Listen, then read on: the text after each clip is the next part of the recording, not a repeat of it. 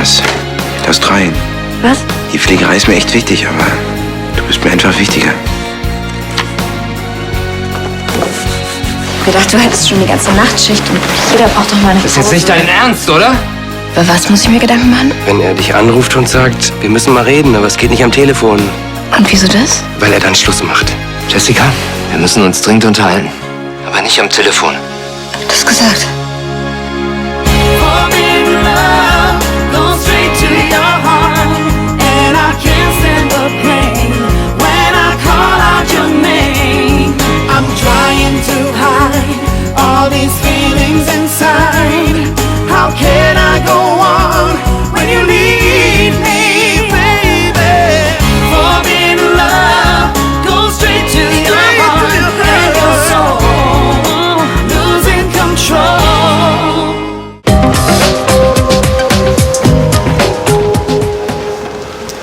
Wie oft denn noch? Ich kann nicht mit Daniel reden.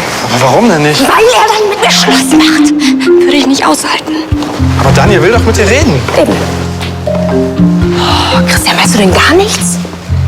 Wenn Männer so etwas sagen, dann meinen sie, dass es groß ist. Wer hat ihm den Quatsch erzählt? Andi, der wird seinen Bruder ja wohl kennen. Jessica, du darfst mit jedem über eine Beziehung reden, aber nicht mit Andi. Das weiß doch jeder. Dafür ist es jetzt eh zu spät. Ich habe alles kaputt gemacht. Dann habt ihr wieder Stress? Ja komm, worum ging's diesmal? Hat sie dich mit ihren Textnachrichten in den Wahnsinn getrieben? Ach, Quatsch. Sie hat mich im Krankenhaus besucht. Dann hat sie den Pieper versteckt, damit wir... Naja. Ja, und deshalb habe ich einen Notruf verpasst. Sowas kann man sich auch echt nur als Arzt erlauben. Als Sunny hätten sie dich sofort rausgeschmissen, aber sowas von. Ja, jedenfalls muss ich mit ihr reden, aber ich kann sie nicht erreichen. Schick. Wo haben Sie die Sonnenbrille her? Von der vietnamesischen Tankstelle? Verstehe. Jemand hat Ihnen Ihr kleines pinkfarbenes Herzchen gebrochen? Kleiner, geh mir aus der Sonne, sonst breche ich dir auch gleich was, ja? War das ein plumper Versuch, mir das Du anzubieten? Jessica, Daniel... Bitte, sag seinen Namen nicht, ja? Jessica muss jetzt arbeiten. Warum redest du jetzt über dich selber in der dritten Person? Weil ich sein will. Jessica, wo waren Sie? Was soll dieser Rückfall in die 90er? Hallo? Hier, machen Sie das fertig. Die Bestellung muss heute noch raus und die Besuchszeit ist um. Aber das dauert ja ewig. Ja? Dann schlage ich vor, Sie legen gleich los. Jessica darf auch nicht heulen. Ja, du bist ihr erster richtiger Freund. Ich schätze, sie hat keine Ahnung, wie das so läuft in der Beziehung. Ja, was die Sache nicht einfacher macht. Du hast ihretwegen Helena verlassen. Jetzt musst du mit dem Wahnsinn leben. Zwischen Zeiten soll man wollen. Alles wurde schon gewollt. Liebe wird zuweilen müde, nur ein Wind, ein blasser Schaum. Letztlich ist am Ende jeder machtlos gegen seinen Traum.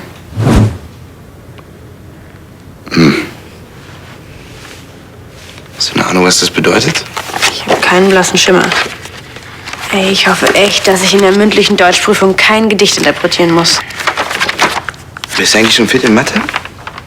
Eigentlich schon, nur diese eine Formel, die raff ich nicht. Wo willst du hin? Na, mein Buch ist nicht hier. Deins ist in deinem Rucksack? Warte mal.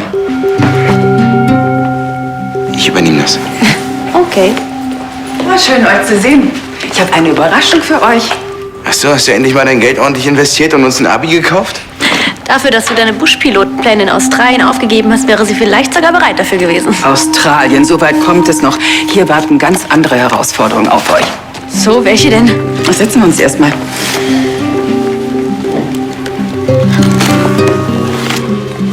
Da hat wohl jemand ein Geheimnis. Arno, du verschläfst ja deinen großen Tag. Du musst gleich los. Die oder die? Oh, hast du mich erschreckt. Du bist schon wach? Nicht schon. Immer noch.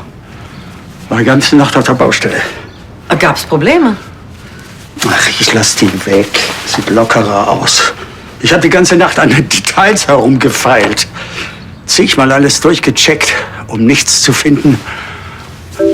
was ich noch hätte tun können. Und jetzt bist du bereit, dich feiern zu lassen, ja? Und? Bist du zufrieden mit dir und deinem Werk? Ich will mich ja nicht selbst loben, aber doch, eigentlich will ich das. Charlie, es ist besser geworden, als ich gehofft habe. Jetzt kommt es nur darauf an, was meine Auftraggeber dazu sagen. Ich weiß nicht, wann ich das letzte Mal so nervös war. Ich fühle mich auch wie von der Premiere.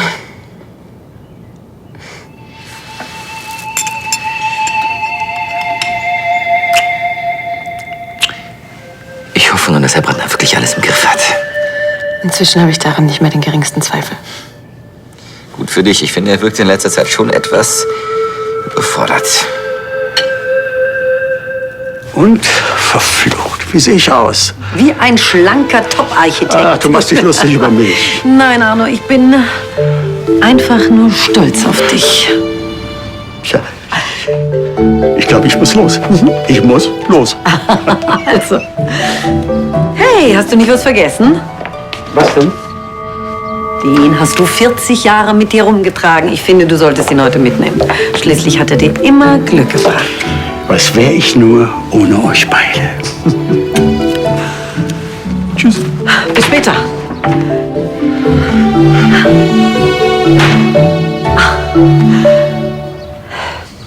Ich dachte, du hättest endgültig damit abgeschlossen. Pilot werden in Australien, auswandern ohne Leonie. Timo, wo bleibst du? Später, okay.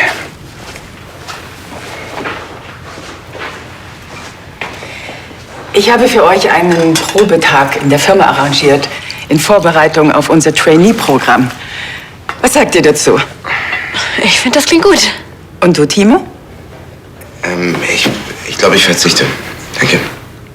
Woher willst du denn wissen, dass die Modebranche nichts für dich ist? Er glaubt, da arbeiten nur Frauen und Schwule. So ein Unsinn. Ich kann dir auf Anhieb 10 Designer nennen, die nicht homosexuell sind. Zum Beispiel? So ein Modekonzern ist knallhartes Business. Das ist kein Faschingsclub. Das wird dir gefallen. Ist ja gut, ich schaue es mir an, okay? Und was passiert bei so einem Probetag alles? Ich meine, müssen wir nur Kaffee kochen, oder? Von wegen. Ihr bekommt einen Einblick in alle wichtigen Bereiche. Hier, sieh mal. Seit wann trägst du denn deine Australien-Unterlagen im Rucksack mit dir herum? Ich hab sie nur vergessen zu entsorgen. Vergessen? Ja. Außerdem läuft die Bewährungsfrist heute sowieso ab. Das heißt, du hast dich endgültig entschieden? Australien ohne Leo? Niemals.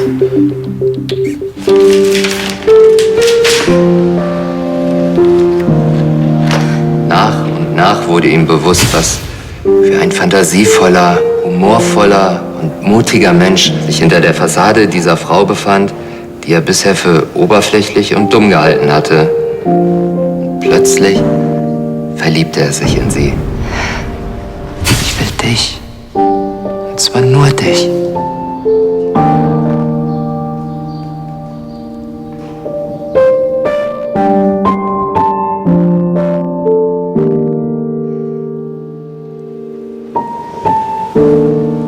Hier treffen wir auf die Einkäufer von allen Luxuskaufhäusern weltweit. Tokio ist im Augenblick unser größter Markt. Aber kaufen denn die Frauen in Japan das Gleiche wie in Deutschland? Nun, bei der Herstellung achten wir auf nationale Besonderheiten. Aber allein deine Frage zeigt mir, du hast begriffen, um was es hier geht. Hat irgendwie ziemlich viel mit Strategie zu tun. Aber es interessiert mich. Du wirst hier viel lernen und schnell Karriere machen, bin ich mir ganz sicher. Da bin ich mir gar nicht so sicher. Hier wäre der Backstage-Bereich. Hier ziehen sich die Models bei den DVDs um. Schade, keiner da. Hätte sowieso nicht so viel gebracht. Ein gutes Model braucht für einen kompletten Umzug ca. 40 Sekunden. Ach Quatsch. Das ist ja wie ein Reifenwechsel bei der Formel 1. Ja, so ähnlich. Das Team besteht aus 2 Garderobieren, einem Make-up-Artist und einem Stylisten. Und das Ganze geht blitzschnell. Und ihr macht nur Klamotten für Frauen, ja? Ja, das ist unser Hauptklientel. Aber wir haben auch Menswear.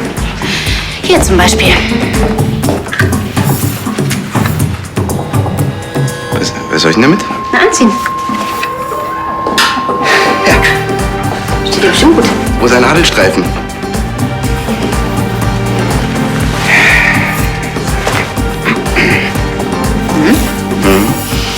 Ja, steht ja ausgezeichnet. Ich sehe aus wie dein Bruder, dieser Tristan. Es gibt Schlimmeres. Ich fänd's wirklich super, wenn Leonie und du nach dem Abi hier anfangen würdet. Ihr passt hier beide gut rein. Tja, Clarissa, was glaubst du, was das hier ist? Dein persönliches Familienunternehmen? Ich habe diese Firma gegründet und aufgebaut. Sonst noch Fragen? Frau von Lahnstein, ich bin mir sicher, Sie würden das Gleiche tun. Wie meinen? Wenn Ihre Kinder in meinem Alter sind, dann wünschen Sie sich auch, dass Sie in Ihre Fußstapfen treten. Möglich.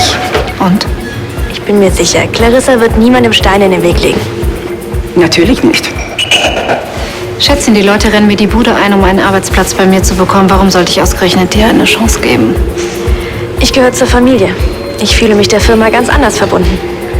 Eine loyalere Mitarbeiterin finden Sie bestimmt nicht.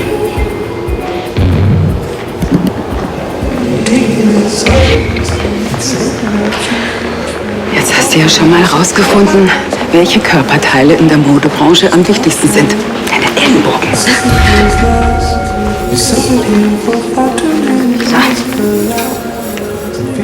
boah, ey, das geht ja gar nicht. Und ich sage dir, das passt perfekt. Schon mal Aubergine-Töne probiert?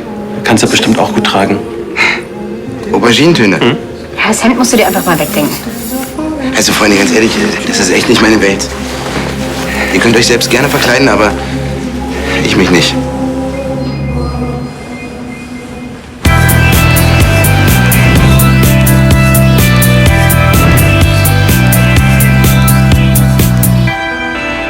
Ja, Andi, Fritsch und ich. Wir haben die ganze Nacht die komplette Technik und die Installationen auf ihre Sicherheit überprüft. Ich muss sagen, Ihre Entwürfe waren schon sehr beeindruckend, aber wenn man das Ganze so in Natura sieht, das ist einfach perfekt. Das ist unser neues No Limits. Zu dem ich euch herzlich gratulieren möchte. Danke, Papa. Wow, jetzt sieht man, wie viel Arbeit hier drin steckt. Ja, aber nun ist es Zeit, Abschied zu nehmen. Ich hatte hier wochenlang das Sagen. Jetzt ist es ihrs. Danke, Herr Brandner. Ich kann es kaum erwarten, das Ganze in voller Beleuchtung zu sehen. Ja, dann will ich Sie mal nicht auf die Folter spannen.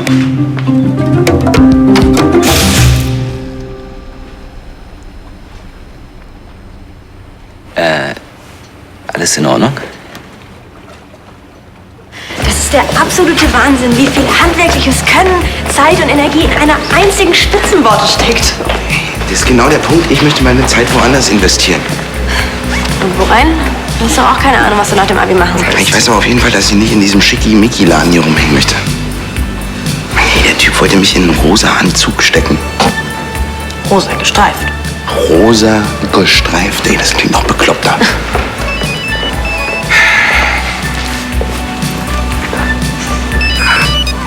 Ali! Hey Timo, Bock ein bisschen an meiner Karre rumzuschrauben? Na klar! In einer halben Stunde bin ich bei dir. Cool, dann treffen wir uns im Gestüt. Bis gleich. Super. Wo bist du in einer halben Stunde? Leo, pass auf, das ist ja einfach alles nichts für mich, okay? Schade. Ich hätte es schön gefunden, wenn wir beide hier zusammen gewesen wären. Ich auch. Aber ich würde mich die ganze Zeit fragen, was ich hier mache. Ich hab dich lieb. Schon gut. Wir sehen uns später. Ja, was soll denn das heißen erst morgen? Sie sind hier vor Ort, der technische Dienstleister für die Elektrik. Ja, ich habe auch die ganze Nacht durchgearbeitet. Natürlich ist das ein Garantiefall, aber jetzt funktioniert hier überhaupt nichts mehr. Und ich verlange... hören Sie, hallo? Hallo? Herr Brandner, in 2 Stunden kommt der Caterer mit dem Essen, dann müssen hier die Kühlschränke funktionieren. Machen Sie sich keine Sorgen, wir kriegen das hin. Nicht wir, Sie kriegen das hin. Tristan, ganz ruhig. Ich finde den Fehler, keine Panik.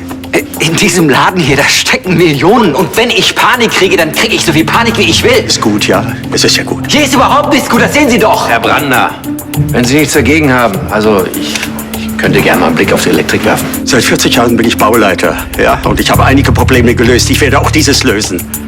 Und jetzt bitte ich Sie alle, nach Hause zu gehen. Sie haben 2 Stunden. Das hier ist das kreative Herzstück der Firma. Wir beschäftigen 2 Dutzend Designer und jede Saison werden 2000 bis 2500 Entwürfe erstellt. Aber nur 60 schaffen es in die Realisation. Was passiert mit dem Rest? Verstehe. Die Konkurrenz ist hart. Mode ist ein globales Geschäft. Und wenn man nur einen Millimeter neben dem Zeitgeist produziert, verliert man Millionen und man ist ganz schnell weg vom Fenster. Und was ist das?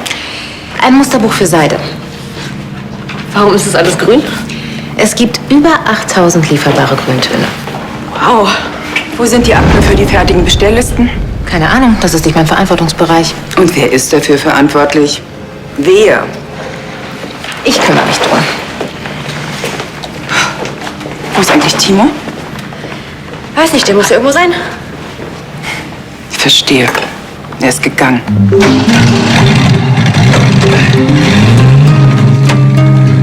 Yeah. Hätte ich ohne dich nicht hingekriegt. Danke, Mann. Kein Ding, Andi. Alles ist besser, als an irgendwelchen Kostümchen rumzufummeln. Also ich an deiner Stelle wäre ja da geblieben. Wieso? Naja, ständig huschen halbnackte Models um dich rum. Die wollen dich alle in die Kiste kriegen, weil du der Enkel von der Chefin bist. Also erstens interessiert mich nur eine Frau und die heißt Leo, L-E-O. Und zweitens, Mann, ich stelle mir meine Zukunft einfach anders vor. Dann willst du immer noch nach ganz oben. Von wegen andere Interessen. Es ist ja wohl nicht zu viel verlangt, dass der Junge sich mal einen Tag mit der Firma auseinandersetzt. Ich mache ihm eine Tür auf und er schlägt sie mir vor der Nase zu. Wenn das eben nicht sein Ding ist, du kannst ihn nicht dazu zwingen. Er wird schon seinen eigenen Weg gehen. Fragt sich nur, wo der hinführt. Weißt du, Andi, diese Flugschule in Australien? Okay. Heute ist Anmeldeschluss für die Bewerbung. Und, was willst du damit sagen? Wir müssen den Vergaser noch richtig einstellen.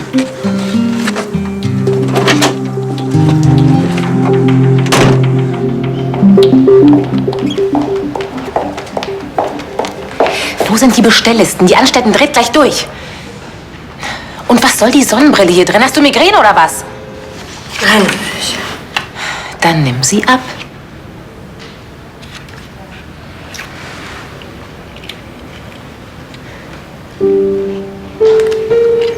Was ist denn los?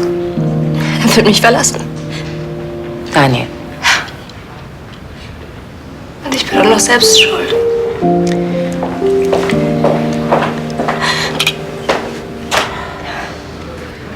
Jessica.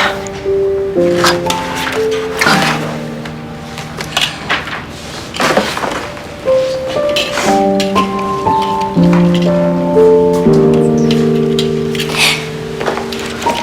Das gibt es doch nicht. Ich weiß, dass Sie keine Hilfe brauchen. Aber manchmal sehen 4 Augen mehr als 2. Und mit Strom kenne ich mich ganz gut aus. Ich weiß einfach nicht weiter. Es ist mir ein Rätsel. Darf ich? Ja, bitte. Sind das die Schaltpläne? Können Sie mal leuchten? Ja.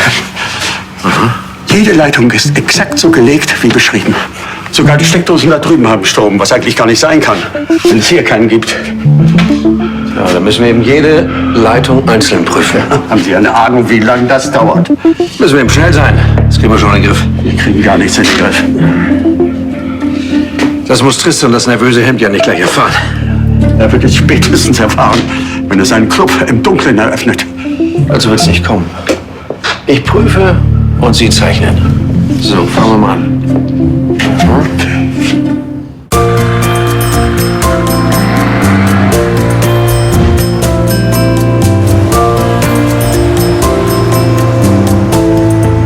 Wieso? Denk ich bloß nicht nach, bevor ich was tue. Das liegt dir eben nicht so. Hätte mich aber auch mal jemand warnen können. Wovor? Davor, wie kompliziert so eine doofe Beziehung ist. Das liegt nur daran, dass Männer so kompliziert sind, auch wenn sie gerne mal das Gegenteil behaupten. Aber gerade das macht sie so kompliziert. Ich hatte doch nur Angst, dass ich Daniel nerve und damit wir ungestört sind, wenn ich ihm zeige, was er an mir hat, dann ich den Pieper versteckt. Okay, vergiss, was ich gerade gesagt habe.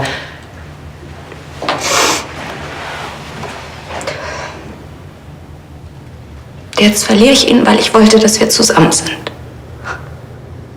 Das ist sowas von unlogisch. Aber das ist doch noch gar nicht gesagt. Nur weil ich nicht ans Telefon gehe.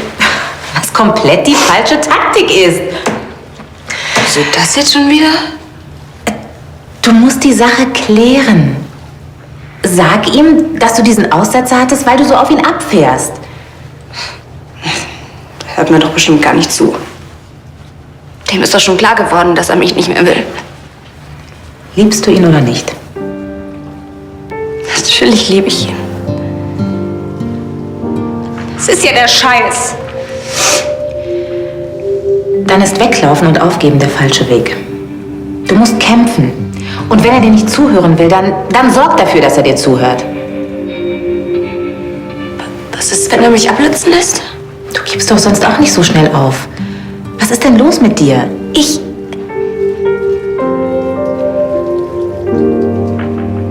habe solche Angst, ihn zu verlieren. Dann sorg dafür, dass es nicht passiert.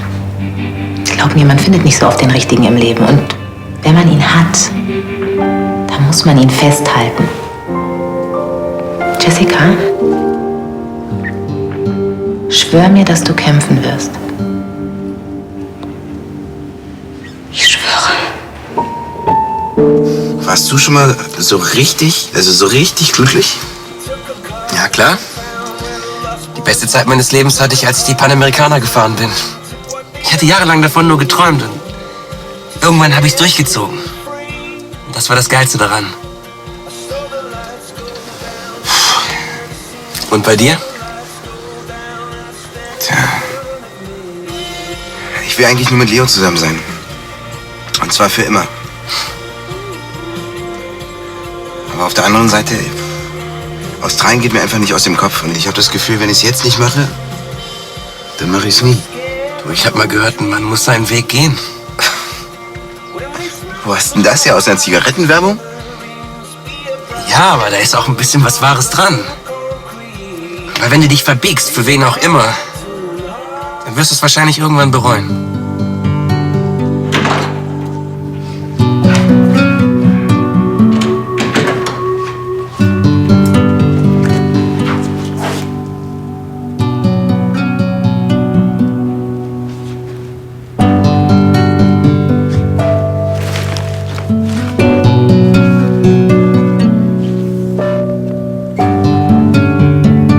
Dass ich nicht so die Modetussi bin, aber wie das Ganze hier zusammenhängt, das ist so richtig spannend. Und guck mal hier. Wow, was ist das? Kaschmir aus der Mongolei. 1000 feinste gewobene Fäden auf 1 Quadratzentimeter. Du hast hier die geilsten Sachen in der Bude, ja? Und du interessierst dich nur für Quadratzentimeter. Mich interessiert halt, wie es gemacht wird, das Handwerk und das Drumherum.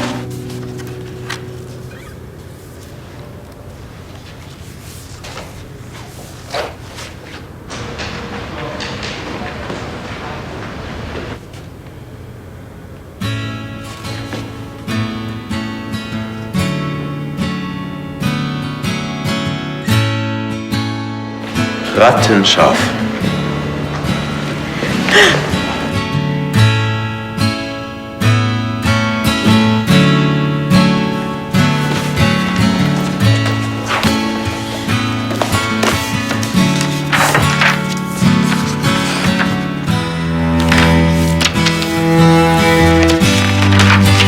Also hier könnte ich es wirklich eine Weile aushalten.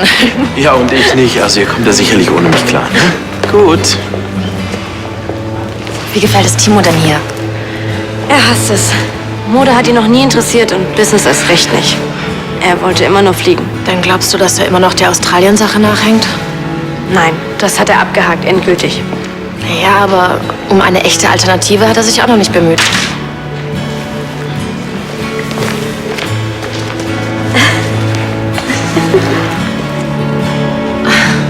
Sieht so aus, als hättest du deinen Typen ganz schön gut im Griff.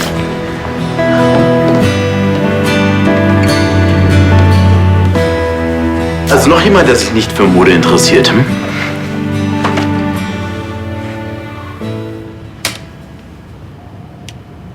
Auch nix. Das war die letzte Leitung, die ich gecheckt habe. Und ich bin mit meinem Latein am Ende. Warum ich? Warum jetzt? Wie meinen Sie das? Dies ist mein Augenblick, verstehen Sie? Auf den ich jahrelang gewartet habe. Mein Club, den ich entworfen habe. Meine Baustelle, die ich geleitet habe. Jedes kleinste Detail ist diesem Dickschädel entsprungen. Und jetzt?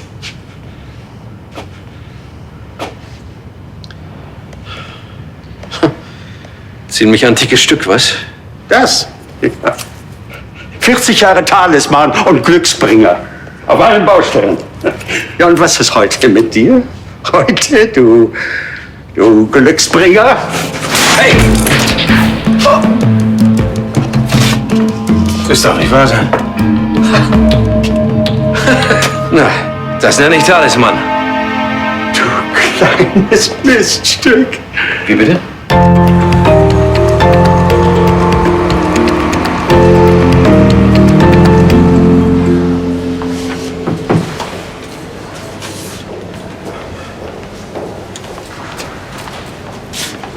Nochmal wegen heute Vormittag. Ich weiß. Du musst das in den Griff kriegen. Jessica, ja. Hör zu, mir ist dein Liebesleben völlig egal, solange es nicht deine Arbeit beeinträchtigt. Können wir das nicht einfach abhaken? Ich konnte gerade noch verhindern, dass Dr. Voss was mitkriegt. Seit er den Chefarztposten nicht bekommen hat, wartet er nur auf die Gelegenheit, seinen Frust endlich loszuwerden. Ich wollte nicht, dass du meinetwegen Schwierigkeiten bekommst. Es tut mir leid. Schwierigkeiten kriegst du als Chefarzt immer. Das gehört zum Job. Jeder Störfaktor fällt zuerst auf mich zurück. Aber ich dachte nicht, dass du zum Störfaktor wirst. Ich verspreche dir, es kommt nicht wieder vor. Mein Privatleben bleibt ab sofort zu Hause. Jessica. Wir müssen reden. Jetzt sofort. Sonst vergesse ich, was ich sagen wollte, oder krieg Schiss. Ich weiß, dass ich anders bin als die anderen, aber ich hoffe, dass du vielleicht gerade das an mir magst. Denn wenn nicht, wenn hier gar nichts an mir liegt, dann wäre das der totale Horror, denn es gibt für mich nichts Besseres als uns.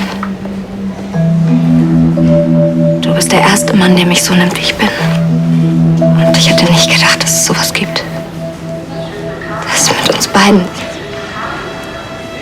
ist das Schönste, was mir je passiert ist, weil ich dich liebe.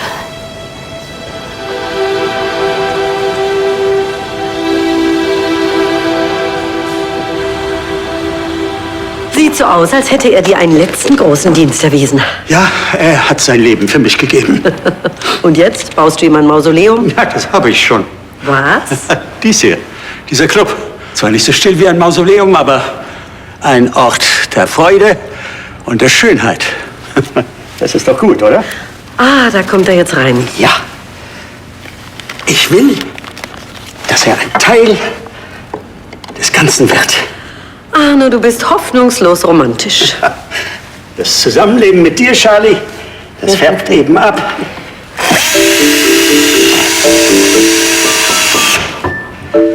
Leb wohl, alter Knabe. Ich werde dich nie vergessen. Charlie, was ist? Ich wäre dir dankbar, Arno, wenn niemand erfährt, dass ich gerade wegen eines Zollstocks weine.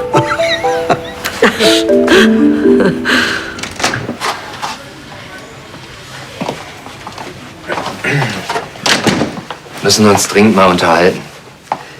Kannst du nicht wenigstens dich für ein paar Stunden zusammenreißen? Zusammenreißen? Ich hab das Gefühl, als hätte man mir das Herz mit der Kettensäge rausgefräst oder mit Säure übergossen oder in den Schredder gesteckt. Jessica, du guckst so viele Horrorfilme. Darf ich jetzt auch mal was sagen? Also, ich weiß, dass du Schluss machen willst. Du hast ja recht. Schluss machen? Wie kommst du denn darauf? Du hast doch gesagt, wir müssen reden. Und gerade schon wieder, denn sich unterhalten ist nur ein anderes Wort für reden. Das bedeutet, dass wir reden wollen. Aber doch nicht, dass wir Schluss machen. Nicht? Nein. Warum willst du denn sonst mit mir reden?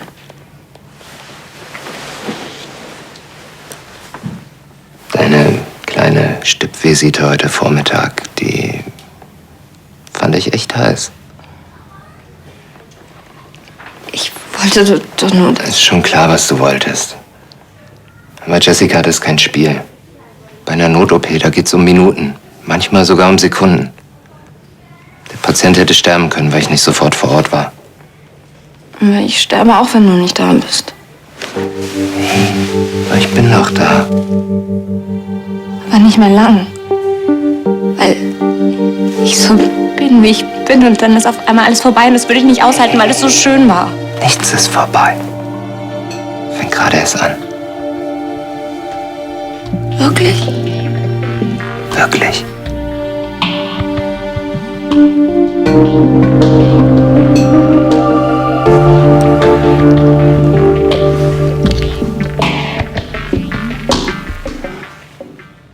Sag mal, bist du dir da ganz sicher?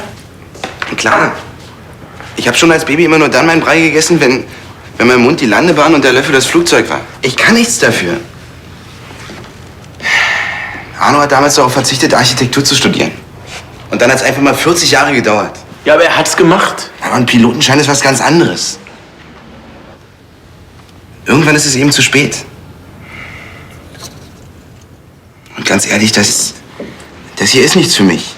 Du, ich verstehe ja, dass das schwule Kasperle-Theater nicht deins ist, aber es gibt noch zig Alternativen dazu. Ich will nur fliegen. Alles andere interessiert mich kein bisschen. Ja, und Leonie, die interessiert dich auch kein bisschen, oder? Alter, was soll denn der Scheiß jetzt? Na, die Pilotenausbildung scheint ja wichtiger zu sein. Ein Mann muss eben seinen Weg gehen, Punkt. Und wo hast du das her? Aus einer Zigarettenwerbung? Alter, was ist mit dir los? Du hast mir doch immer gesagt, ich soll meinen Traum vom Fliegen nicht aufgeben. Mensch, ich will doch nur, dass du sicher bist. Wenn du Leonie jetzt im Stich lässt, verzeiht sie dir das nie. Ich weiß. Deswegen ist die Entscheidung ja auch so verdammt schwer. Wenn du das durchziehen willst, dann musst du auf jeden Fall mit ihr reden. Wenn ich nur wüsste, wie.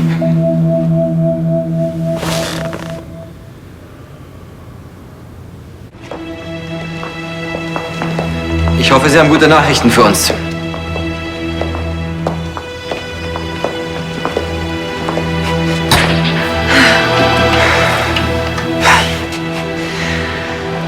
Sie haben es wirklich spannend gemacht.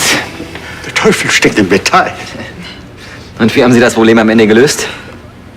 Betriebsgeheimnis. Da kommen Sie. Genießen Sie doch erst einmal die Eröffnung Ihres neuen Clubs. Herr Brandner hat recht. Wichtig ist doch nur, dass jetzt alles funktioniert.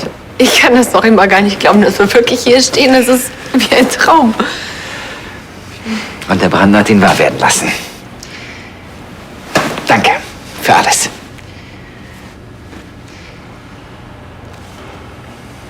Komm, lass wir ihn noch einen kleinen Moment allein.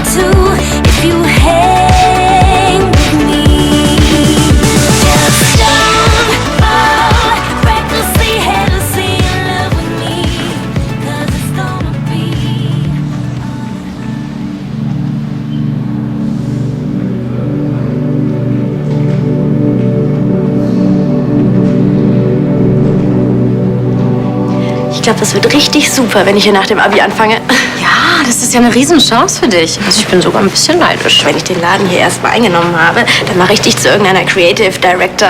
Also immer. Hey, Timo, dein Schatzi rockt hier bald den ganzen Laden. Das glaube ich gern. Hättest du was dagegen? Leo, ich müsste mal was mit dir besprechen. Ich bin dir nicht böse, dass du dich vorhin verkrümelt hast. Wenn das nichts für dich ist, dann ist das eben so.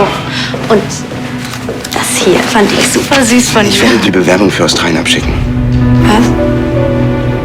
Warum? Ich kann nicht anders, Leo. Ich muss das tun. Es geht nicht anders.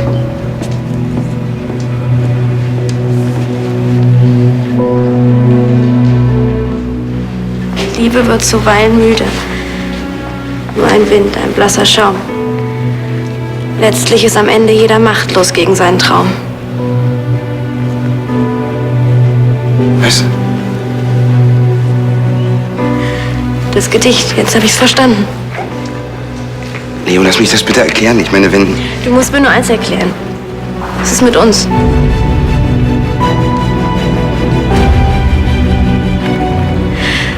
Das heißt also, es ist aus.